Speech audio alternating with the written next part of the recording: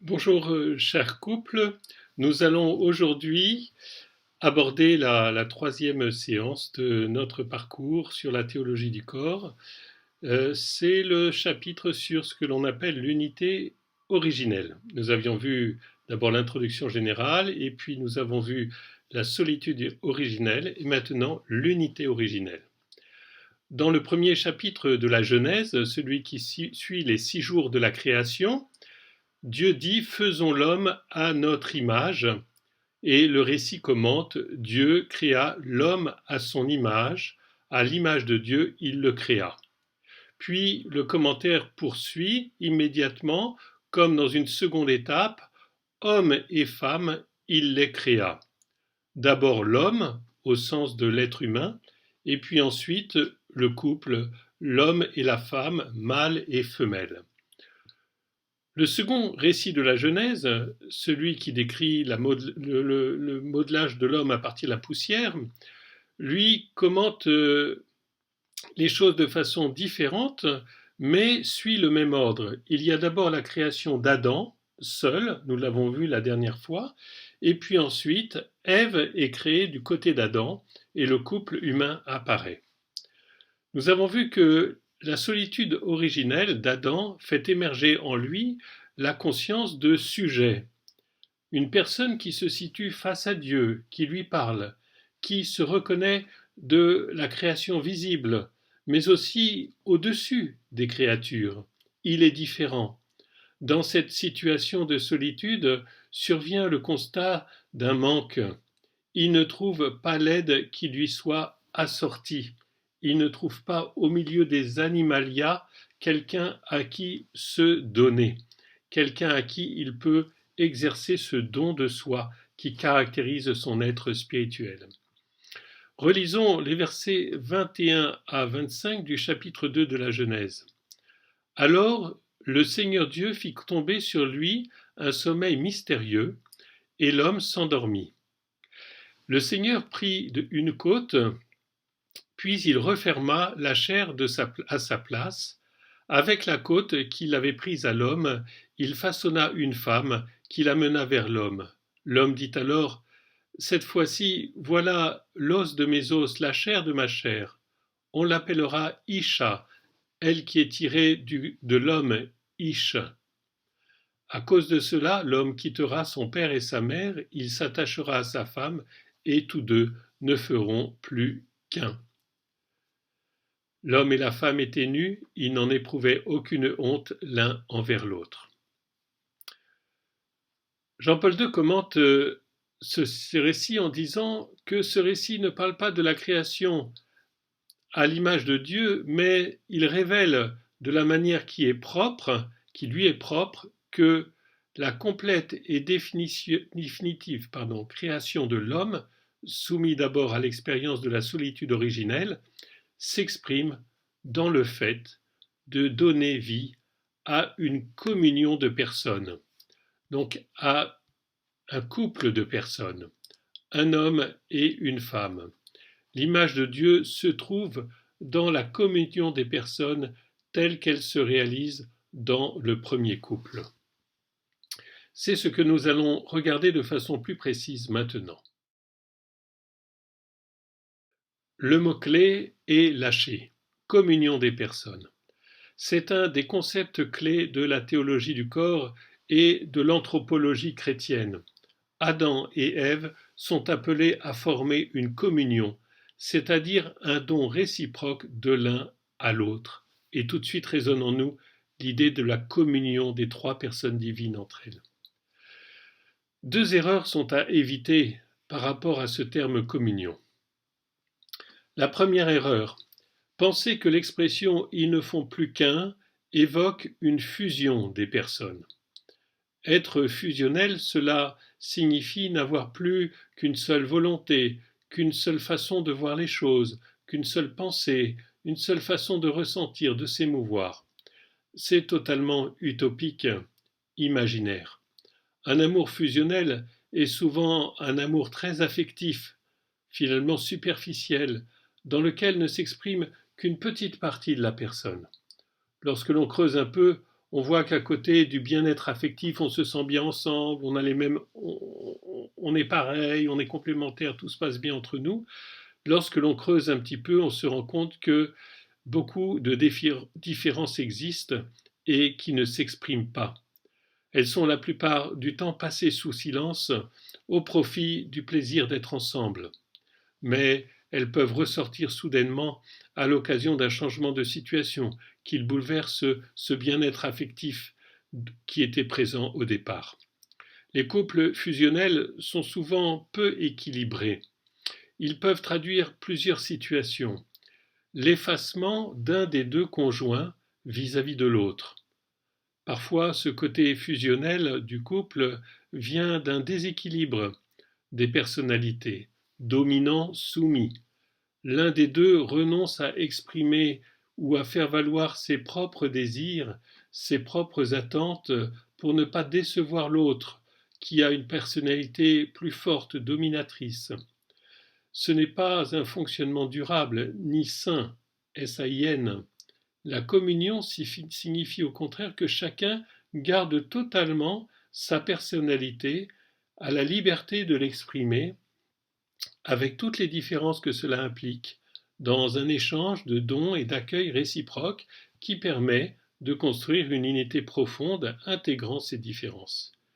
Il faut pourtant reconnaître que dans la situation du péché dans laquelle nous sommes, ce n'est pas toujours si simple de construire cette communion des personnes dans le respect des différences. Deuxième erreur à éviter pour comprendre ce qu'est cette communion.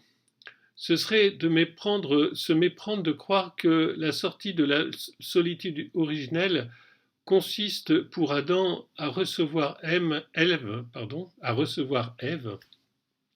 comme celle qui va combler ses manques ou satisfaire ses besoins. On pourrait le penser, c'est l'os de mes os, la chair de ma chair, c'est l'aide qui me correspond. Par une analyse très fine, Jean-Paul II montre qu'il ne s'agit pas du tout de cela. Au contraire, Adam éprouve la joie d'avoir quelqu'un à qui il peut se donner, quelqu'un qui répond à cette capacité de recevoir le don de lui-même, non quelqu'un qui va combler ses manques, pallier ses difficultés. Nous aurons l'occasion de reparler de cette tendance utilisatrice qui pointe facilement dans la relation entre les époux. Ni avec la complémentarité réelle et bonne des personnalités, des talents, il ne faut pas confondre l'entraide et le soutien légitime entre les époux, ni la complémentarité réelle et bonne des personnalités, des talents, de la masculinité et de la féminité, qui sont des richesses.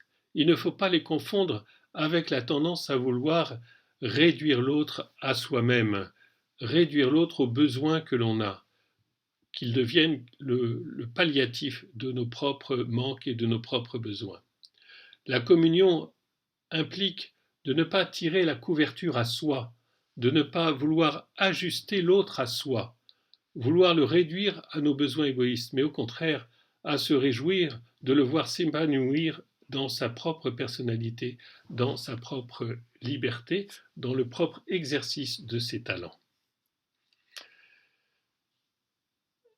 Donc, la communion des personnes dit donc la vocation des deux à se donner et à se recevoir mutuellement, à se donner dans la différence propre à chacun et à se respecter dans cette différence, même lorsque cette différence se révèle à travers de vrais défauts, de vraies limites personnelles. Nous en avons tous. Ève est une femme, c'est-à-dire quelqu'un qui, tout en partageant complètement l'humanité d'Adam, lui apparaît comme autre, comme complémentaire et différente. Cette ressemblance-différence est accentuée dans le texte hébreu en jouant sur le mot ish pour l'homme, isha pour la femme. Même nature et pourtant différence. Il y a plus de ressemblance entre l'homme et la femme que de différence. Et pourtant, c'est au niveau de la différence que se fait à la fois toute la richesse et toute la difficulté de la relation. Car les différences sont quand même bien là et il faut savoir les assumer. C'est justement dans l'approche de cette différence que jaillit la joie de la communion. Et je terminerai donc en évoquant cette question de la joie de la personne dans la communion. Adam reçoit Ève de Dieu. Dieu façonna la femme et la donna à Adam. Et celui-ci exulte. Waouh! L'os de mes os, la chair de ma chair. Jean-Paul II qualifie cet événement de première fête de l'humanité, rien à voir avec la fête du Parti communiste français, fête de l'humanité, fête de la nature humaine, béatitude originelle. Cette rencontre remplit le cœur d'Adam de joie et bien sûr le cœur d'Ève en retour. La joie qui tient compte donc du double aspect personne et sexuée, ressemblance de personnes et différence de personnes, hommes et femmes. Une joie que l'on pourrait dire ontologique, dit Jean-Paul II, car Adam voit dans la femme la possibilité d'assouvir l'appel spirituel et profond au don de lui-même, à l'échange de ce qu'il est. Il prend conscience dans l'expérience de la solitude originelle que l'expression de son être, la traduction de la richesse intérieure, il ne peut pas la communiquer aux autres animaux. Il a besoin d'un autre être humain, d'une autre personne. La joie de se donner un être semblable à lui, Jean-Paul II l'exprime ainsi en s'exclamant « Waouh !» commente Jean-Paul II, il ne dit pas « Waouh », bien sûr, c'est moi qui commente. Adam semble dire « Voilà un corps qui exprime une personne ». Oui, Ève est d'abord celle qui partage la même humanité et son corps est témoin de cette homogénéité somatique entre l'homme et la femme. Nous pouvons comprendre que cette joie de la ressemblance est redoublée dans l'expérience de la joie de la différence. Il reconnaît en Ève une femme. Cela ne lui échappe pas, elle est différente. Sa joie naît aussi d'apercevoir cette complémentarité, du fait que dans ce vis-à-vis, l'homme prend davantage conscience de lui-même, car il est différent. Il découvre deux façons d'être corps, d'être des personnes, car nous l'avons bien compris, le corps exprime la personne, exprime ce qu'est la personne. Jean-Paul II dira le corps révèle l'homme. C'est la dimension symbolique du corps dont nous avons parlé la dernière fois, dont nous reparlerons. En présence de ces deux corps, la connaissance de l'homme s'enrichit. Il découvre qu'il y a deux manières complémentaires d'avoir conscience de la signification de son corps, deux manières complémentaires d'avoir conscience de la façon d'être des personnes.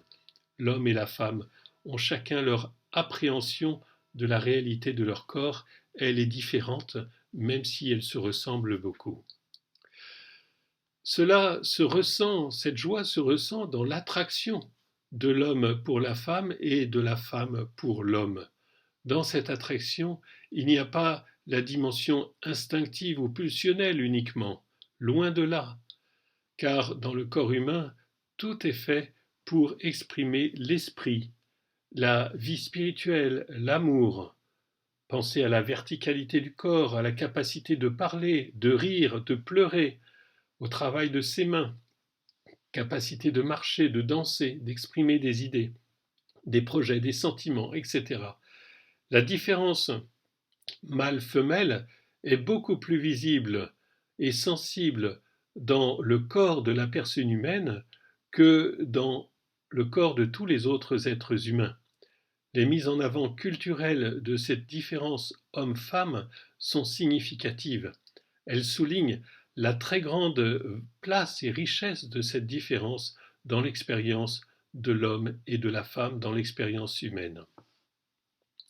Cette différence occupe une place importante dans l'esprit et la conscience de l'être humain. Et c'est une joie, ce n'est pas simplement une difficulté d'adaptation l'un à l'autre, même si cette difficulté existe, c'est d'abord une joie, un émerveillement, une attirance.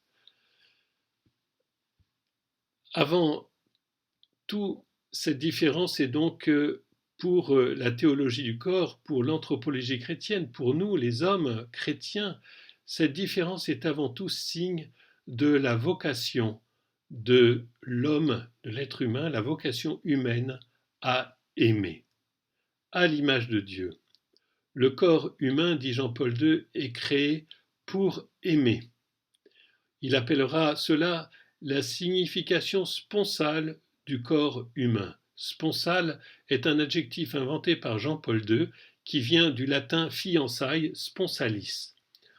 Le corps a une dimension, une signification sponsale, il est fait pour aimer avec toute la richesse de ce que l'amour peut signifier pour l'être humain créé à l'image de Dieu.